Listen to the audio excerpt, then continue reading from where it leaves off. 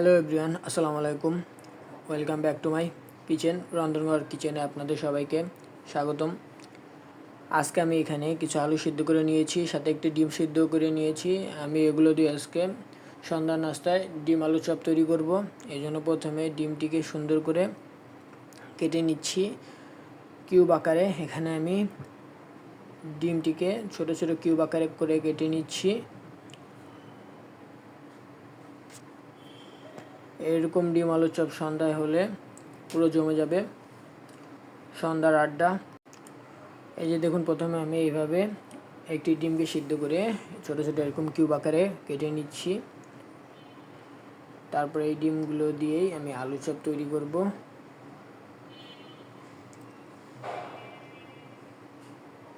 আর এখানে প্রথমে আমি আলু চপ তৈরি করার জন্য আলুগুলোকে সুন্দর করে হাত দিয়ে মেখে নিচ্ছি। আলুগুলোকে একেবারে সুন্দর সফট করে সিদ্ধ করতে হবে, যাতে হাত দিয়ে যখন মেখে নেব অনেকটা তাড়াতাড়ি হয়ে যায়। এই আমার আলু মাখা শেষ। তারপর আমি এখানে অল্প মানে কাঁচা পেঁয়াজ মরিচ দিয়ে আলুটাকে সুন্দর করে মেখে নিচ্ছি। সাথে এখানে আমি ধনিয়ার গুঁড়া ব্যবহার করলাম। সুন্দর করে আলুগুলোকে চারপাশে সমানভাবে মেখে নিতে হবে। তারপর এরকম ছোট ছোট করে ডো বানিয়ে নিতে হবে আলু চপ তৈরি করার জন্য। এই যে এখানে আমি একটি ডো নিয়ে নিচ্ছি। তারপর এখানে আমি এই ডিমটি প্রথমে বসিয়ে দিলাম। তারপর চারপাশে সুন্দর করে আলু দিয়ে ভরাট করে দিচ্ছি। এখানে আলু দিয়ে যেহেতু আজকের এই নাস্তাটি তৈরি করছি, সেহেতু আলু যখন মাখতে যাব তখন হাতে একটু আঠার মতো হয়ে যায়, যার কারণে এখানে এই রেসিপিটি করার জন্য আপনারা পাশে একটু বাটিতে পানি নিয়ে নেবেন। তাহলে এরকম আলুর চপ যখন বানাতে যাবেন তখন হাতে আর লেগে যাবে না। লেগে গেলেও সামান্য পরিমাণে পানি দিয়ে সেটিকে ছাড়িয়ে নিতে পারবেন। আর এই যে দেখুন, এভাবে আমি সবগুলো আলুর চপ সুন্দর করে বানিয়ে নিচ্ছি।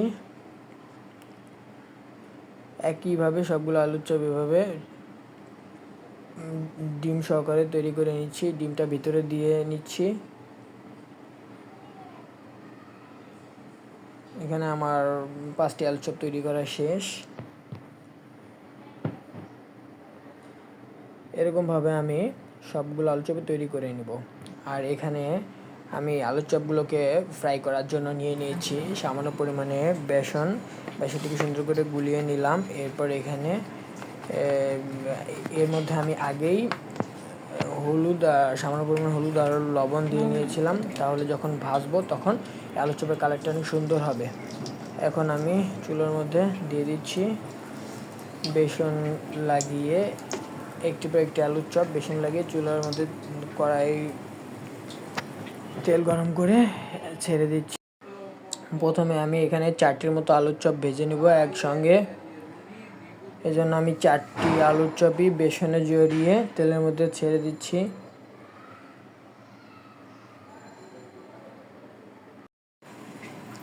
তৈরি হয়ে গেল সন্ধ্যার নাস্তায় মুচমুচে মজাদার অসাধারণ আলুর চপ।